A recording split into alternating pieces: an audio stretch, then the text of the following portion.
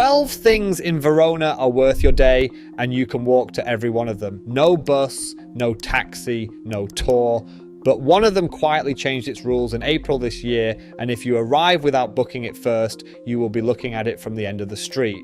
So here is the whole day in the order it actually works, what each thing costs, and the 3 tourist traps that did not make the list. Start with that booking because it has a deadline and nothing else here does.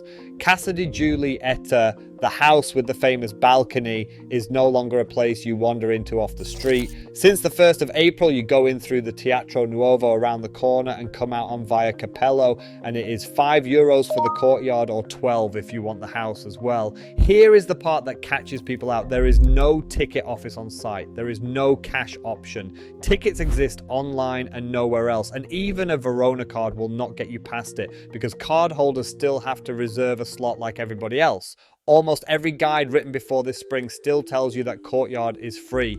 Book it tonight before you do anything else on this list. Second, check what day you are landing on because Verona is unusually brutal about it. The arena closes on Mondays, Castelvecchio closes on Mondays, Casa di Giulietta does open, but not until 2 in the afternoon. If your one day here falls on a Monday, 2 of the 12 are gone before you start, and the honest answer is to stop fighting it and build the day around the churches, the squares, and the river instead.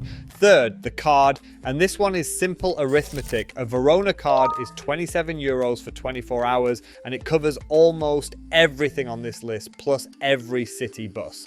Now price those separately. The arena is 12, the tower is 6, Castelvecchio is 9. That is €27 exactly for 3 sites. So from 3 upward, the card is free money. Fewer than 3, and you are better off buying singles.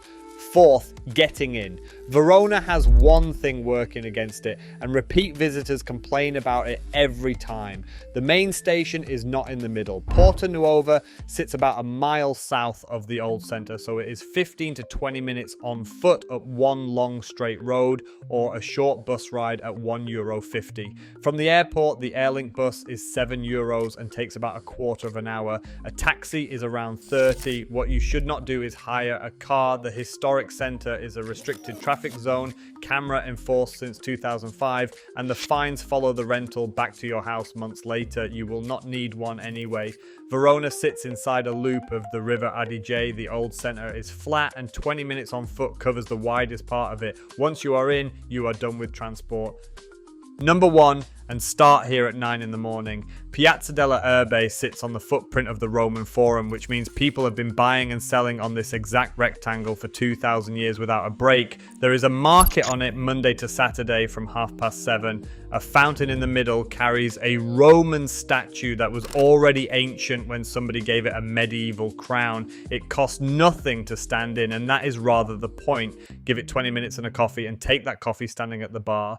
The same cup is about €1.50 on your feet, and roughly triple that the moment you sit down at a table on the square. That rule holds all over Italy, and this is the square where forgetting it will cost you the most. Number 2 is directly above you. The Torre dei Lamberti is 84 meters of medieval brick, €6 to go up, and there is a lift, so you do not have to earn it. Go now before the haze builds. From the top, the city finally resolves into one thing. The red roofs, the river loop, the hills behind, and the arena sitting down in its square like a dropped ring.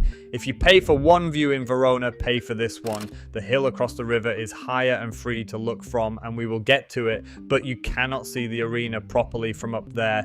This is the only place in the city where the whole shape of the place makes sense at once, and the whole thing takes about 15 minutes, including the lift. Number 3 is through the arch, and it takes 4 minutes to reach. Piazza dei Signori is the quiet one, enclosed and paved and almost empty by comparison, with a statue of Dante in the middle looking mildly put out. Which is fair enough given how much of this city's tourism rests on 2 families he mentioned once in passing. Sit down for 5 minutes, it is free, and nobody is selling you anything. Number 4 is the real reason to come here, and almost nobody puts it on a postcard.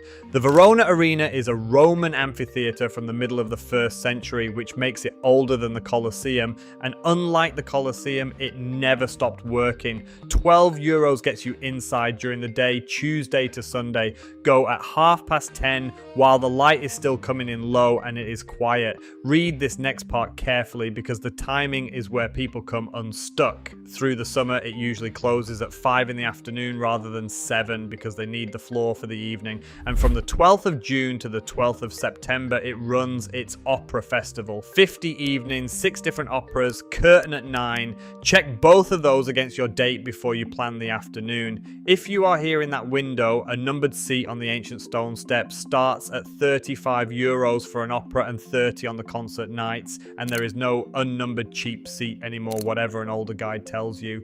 Sitting on stone that has held audiences for 1900 years in the open air for less than the price of dinner. That is the single thing I would build a Verona day around.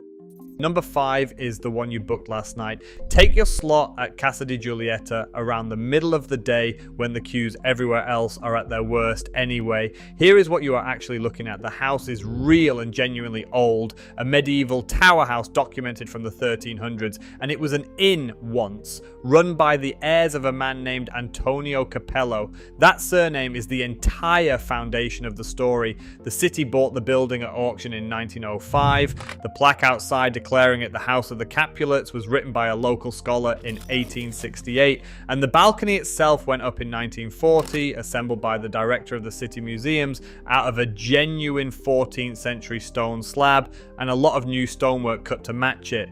Verona's own city website states plainly that the Capello family had no connection to the family Dante wrote about, so the thing several million people a year queue for is a stage set dressed less than a century ago on a real house that has nothing to do with the story. Give it 10 minutes, walk in, look up, take the photograph, walk out, and spend the hours you just saved on the rest of this list.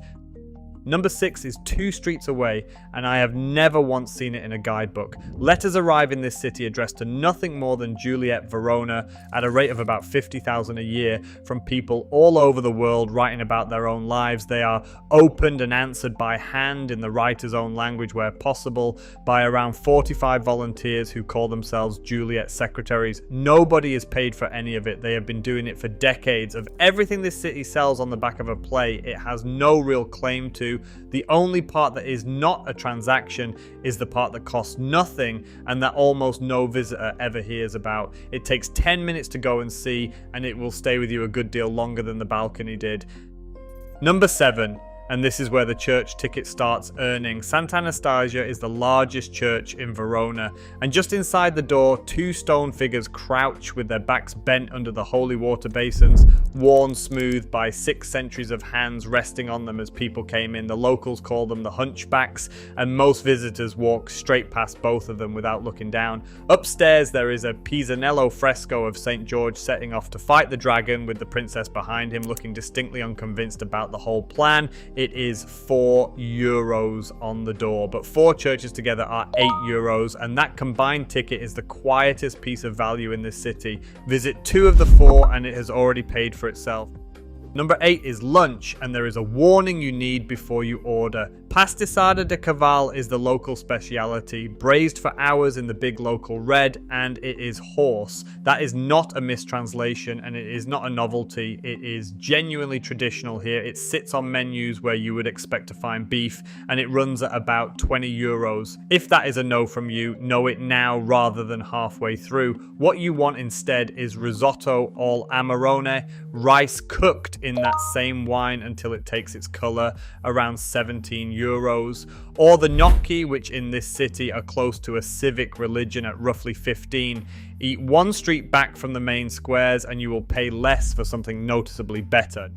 Number 9 is a 20-minute walk west that almost nobody makes, and it is the one you will be gladdest you did. The Basilica of San Zeno is €4 on its own, or it is already inside that €8 church ticket, which is why that ticket keeps on paying. 2 things are in there, and neither of them is signposted. The floor is full of ammonite fossils, sea creatures pressed into the stone millions of years before anyone thought of building a city here, and you walk straight over the top of them.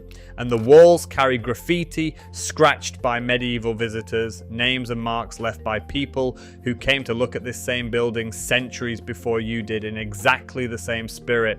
Hold that against the courtyard on the other side of town, where the walls are covered in modern scrawl and chewing gum, and the city is furious about it. Same impulse, same stone, several hundred years apart. One of them is vandalism and one of them is heritage, and the only difference between the two is how long ago it happened.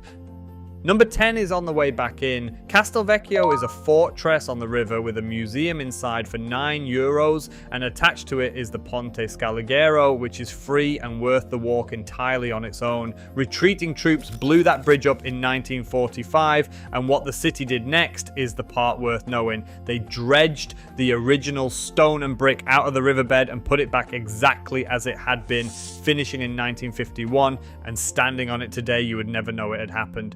Hold that next to the balcony for a second. One is a medieval bridge painstakingly reassembled from its own wreckage. The other is a medieval house with a 20th century balcony bolted on. Verona will sell you a ticket to either. Number 11 is across the water, and you want it late in the day. The Roman theatre is cut into the hillside on the far bank, older than the arena and still used for performances through the summer. Above it, a funicular runs up to Castel San Pietro from 10 in the morning until 9 at night in summer, and only until 5 in the colder months. Go up about an hour before sunset. The whole city turns to face you, the river bends underneath, and the roofs go the colour of the wine they have been making on those hills for 2,000 years. The funicular costs a few euros, and the path up is free if your knees are willing. This is the photograph you will actually keep, and it is worth planning the end of your day around. Number 12 is the one nobody puts on a list, and it costs less than almost everything above it. Verona sits at the foot of the Valpolicella Hills, which is where Amarone comes from. A glass of it in the old town runs about 8 to 12 euros, against 4 or 5 for the everyday Valpolicella that most people actually prefer alongside food anyway. Find a bar with a few outside tables, a street off the main squares, somewhere between 6 and 8 in the evening. Order one glass and whatever they put down beside it, and watch the town change shift. It is the cheapest thing in this guide, and it is the hour you will still be thinking about on the flight home. Do not skip it because you are tired. That is the point of it.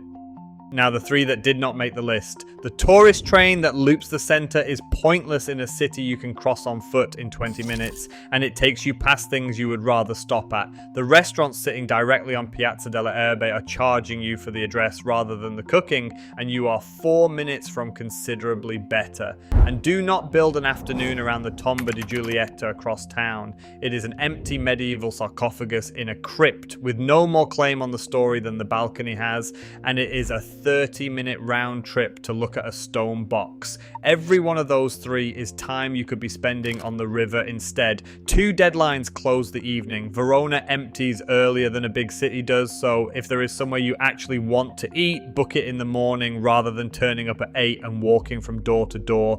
And watch your last connection, because a great many people here are day tripping in from somewhere else. The last direct train to Venice goes at 22:22. The last one to Milan at 21:43, the last airport bus at 10 to 11. All 3 of those arrive a good deal sooner than they sound when you are sitting in a square with a glass in your hand and the evening is going well.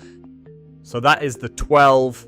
The market square and the tower above it, the quiet piazza and the arena, the balcony and the letters 2 streets behind it, Sant' Anastasia and lunch, San Zeno and the bridge, the hill at sunset and the glass at the end of it. Every one of them inside a 20-minute walk, and exactly one of them booked before you left home. The local tours and experiences we rate for Verona are linked in the description below, including the guided walk-in tours and the arena tickets, which are the 2 things genuinely worth booking ahead here. Smaller groups and somebody else handles the logistics, so you just turn up on the day. And if this saved you from handing a third of your day to a balcony from 1940, subscribe. We plan one of these for a new city every week, and wherever you are heading next is is very likely already on the channel, so tell us in the comments, would you still go and see the balcony or walk straight past it?